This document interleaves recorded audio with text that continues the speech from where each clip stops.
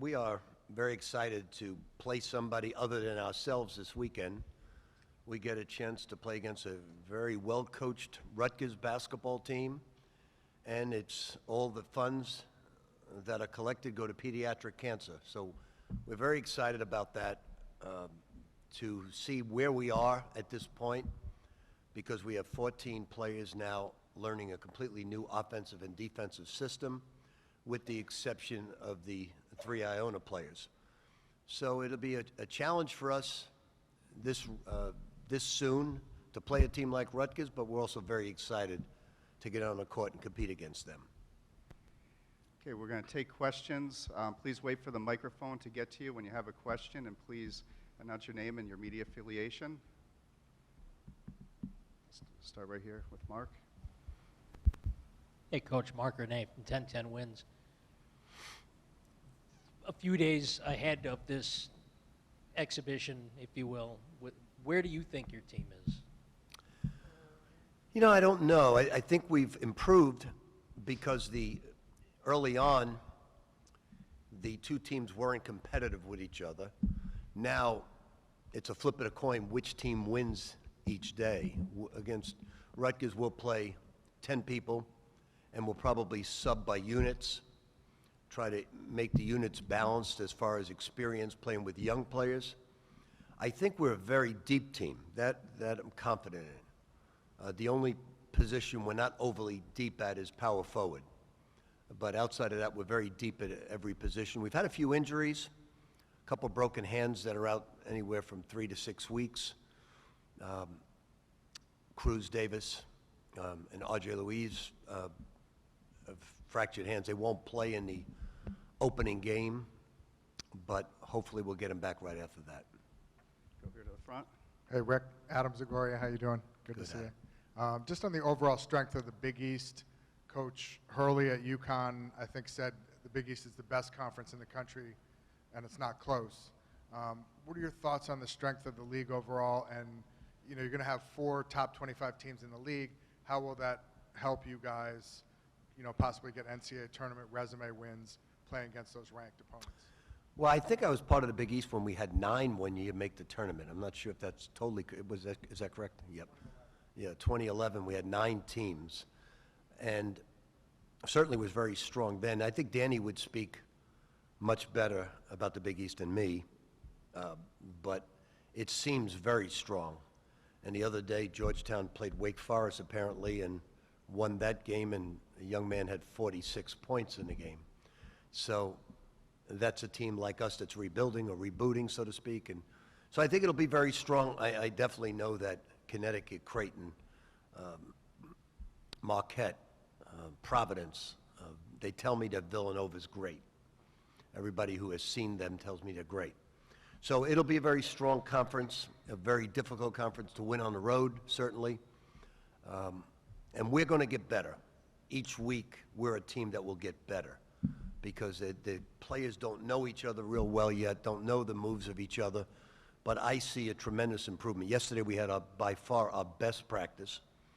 And I just think it's a matter of everybody getting to know each other. Hey, Coach, right over here to the right. Justin Walters, Pix 11 News. Your opening presser, you mentioned it's not a matter of if, but when. St. John's is going to win in a big way. So now after several practices, what gives you more confidence that you can hopefully do that in year 1? Well, we're deep. We have a deep team. I really honestly couldn't tell you who would start. We had 2 guys battling it out at the 5 spot. The only position I think is locked in is the 1 and the 4. Every other position's up for grabs. They're all going to play. So I think our depth is what makes us good. Every pro scout that has come in, we've had over 11 so far, has said that we're a very deep team. We have a great attitude. We have, as you'll find out, it rivals my Providence team as having the 14 nicest young men I've ever come across. Now, they're also competitors. When they step between the lines, the niceness ends, and they're very competitive. They want to keep score on everything we do. They want to keep score. And then from what I understand, all they do is make fun of each other at nighttime and talk trash. So It's a great group to work with each day. I think we're going to get better and better. And this is a big year for us because the brand is long gone with Louis. And the brand needs to be brought back. And the only thing that brings, I said to Steve's crew, I said, you know, the Twitter following you have and the Instagram following you have is very small. And I said, well, what can we do to make that, enhance that? How can I help? And right away she said, win. And pretty much the case. So winning is the priority. We'll go to Zach. Zach Braziller, New York Post. What's up, Rick? Hi, Zach. What do you think realistic expectations are for this year? NCAA tournament, top half of the league. Like, what do you think is realistic? You know, I'm going to answer it politically correct just because I don't know the competition. I'll know more Saturday. I think Saturday is going to tell me more because I've had two people, Bill Raftery being one, a couple of the people saying they were very impressed with Rutgers. So, and I think Rutgers feels they're every bit as good as last year, if not better. So they are a really well-coached team. Coach Peichel does an outstanding job, fundamentally, at every phase of the game. So for us, being a young team playing against Rutgers this early in the season, that will tell me where we're at, and that will judge, I think, how good we are. So right now, I'm optimistic, I'm hopeful, but I really don't know the competition. So Saturday will tell us a lot of things. Over here Hey, on the Rick. left. Roger Rubin from Newsday. Rick, putting together a whole bunch of new guys who are coming from a lot of different directions, learning a new offense, new defense. What are some of the things that you do in order to bring these guys together so that they play cohesively? I think with young players today, watching a lot of film is crucial because everything they do is visual today. You know, they're on their phones nonstop, as we all are, looking at the phones. And the more you visually show them things, and we show them the mistakes every day. We've had a major problem with turnovers because we're playing so fast by design. We're trying to play like a ping pong game. And when you play that fast, it's very difficult with keeping your turnovers down. Like at Iona last year, our metrics were great. We only averaged 11 turnovers a game, and I believe we're number one in the league in scoring. So we're trying to get to that number, and it's very difficult. I think Sim turns it over 11 times a practice, so I'm joking. He comes close, not that bad. But our guards are very talented, but they're struggling with that area, except DJ. DJ obviously knows the plays because he ran them all last year, most of them, so he's much more comfortable. Once the other guys catch up to learning the plays, they won't turn it over as much. But the speed that we're playing at's very difficult. And they're getting it. They're getting better and better. I get a chance now to walk around the streets of New York. And the comments are awesome from people driving in trucks, just yelling, "Go Johnnies." I never had that before. Back in the old days, it would be "Go Knicks," obviously. But so everybody's looking forward to it. There's an anticipation and excitement about us. Now we have to prove it.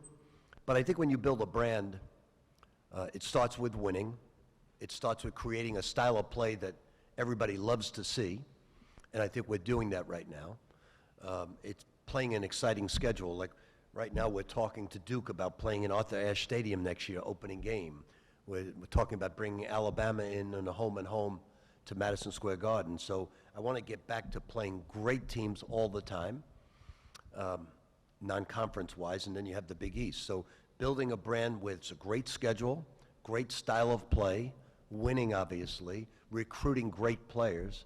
I mean, we have an outstanding group right now.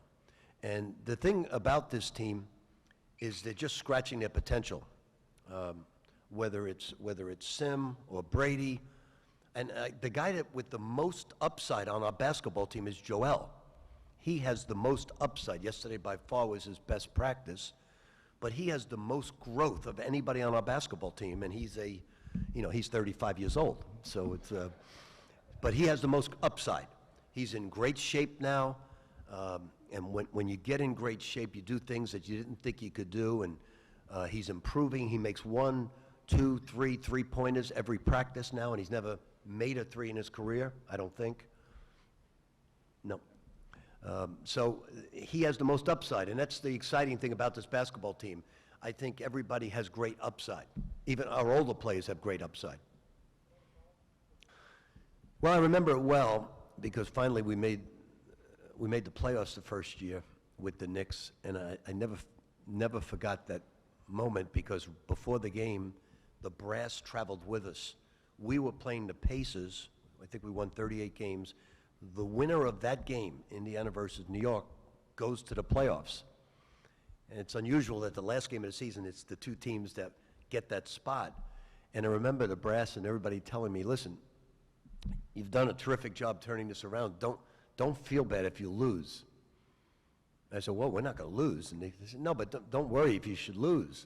And then I realized when I walked away, they wanted us to lose that game, and that's why they were on that trip.